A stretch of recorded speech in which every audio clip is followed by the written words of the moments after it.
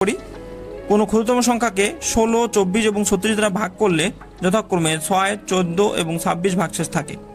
তাহলে ওই ক্ষুদ্রতম সংখ্যাটাকে আমাদের বের করতে হবে। তো আমরা পূর্ণ সংখ্যা থেকে সংখ্যাগুলো বাদ দেব। 16 - 6 সমান বিয়োগফল 10। 24 থেকে যদি 14 বাদ দেই তবুও 10, এবং 36 থেকে 26 বিয়োগ করলে বিয়োগফল হবে 10। তাহলে আমরা বলছিলাম যে এই ধরনের প্রশ্ন যদি দেওয়া থাকে তাহলে আমরা উপরের যে পূর্ণ সংখ্যাগুলো আছে সেই সংখ্যাগুলোকে লসাগু করব। লসাগু থেকে এই সমান সংখ্যক যে বিয়োগফল, এই বিয়োগফলটা বাদ দেব। তাহলে আমাদের কি করতে হবে? 16, 24 এবং 36 এর লসাগু বের করব, এবং লসাগু থেকে যদি আমরা 10 বাদ দিই তাহলে নির্ণয় ক্ষুদ্রতম সংখ্যাটি বের হয়ে আসবে। তাহলে এটাকে যদি আমরা 2 দ্বারা ভাগ দিই তাহলে হবে 8, 12, 18। এটাকে 2 দ্বারা ভাগ দিলে 4, 6, 9। এটাকে 2 দ্বারা ভাগ দিলে 2, 3, 9। এটাকে যদি আমরা 3 দ্বারা ভাগ দিই তাহলে 2, 1, 3। অতএব লসাগু কত হবে? 2 গুণ 2 গুণ 2 গুণ 3 গুণ 2 গুণ 1 গুণ 3। তাহলে গুণফল হবে 144। তাহলে নির্ণয় ক্ষুদ্রতম সংখ্যাটি কত হবে? অতএব ক্ষুদ্রতম সংখ্যাটি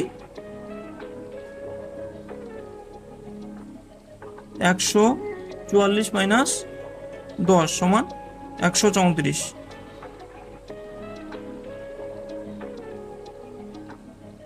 আচ্ছা, এখানে 134 হবে, টাইপিং মিস্টেক। তাহলে আমাদের অ্যান্সার হবে খ। আচ্ছা, আমরা আরেকটি প্রশ্ন লক্ষ্য করি। কোনো লঘিষ্ঠ সংখ্যাকে 12 এবং 16 দ্বারা ভাগ করলে অবশিষ্ট যথাক্রমে 5 ও 9 হবে।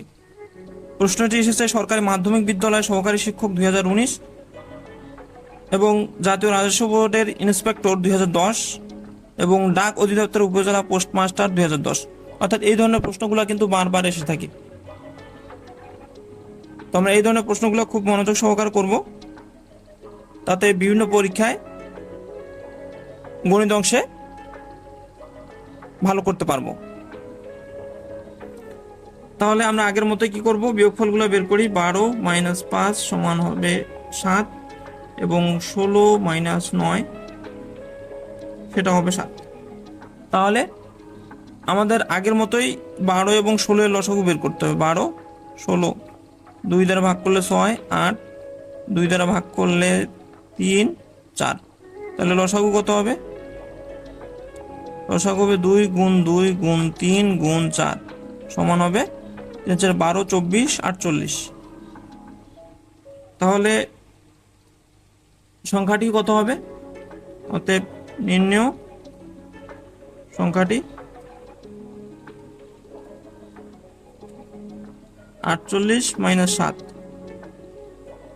তাহলে বিয়োগফল হবে কত? 41। তাহলে আমাদের অ্যান্সার হবে ঘ। তো ভিডিওটি ভালো লাগলে অবশ্যই আপনারা ভিডিওটিতে একটি লাইক করবেন, কমেন্ট করবেন, এবং ভিডিওটি বেশি বেশি শেয়ার করবেন, এবং চ্যানেলটি অবশ্যই সাবস্ক্রাইব করবেন। ধন্যবাদ সবাইকে।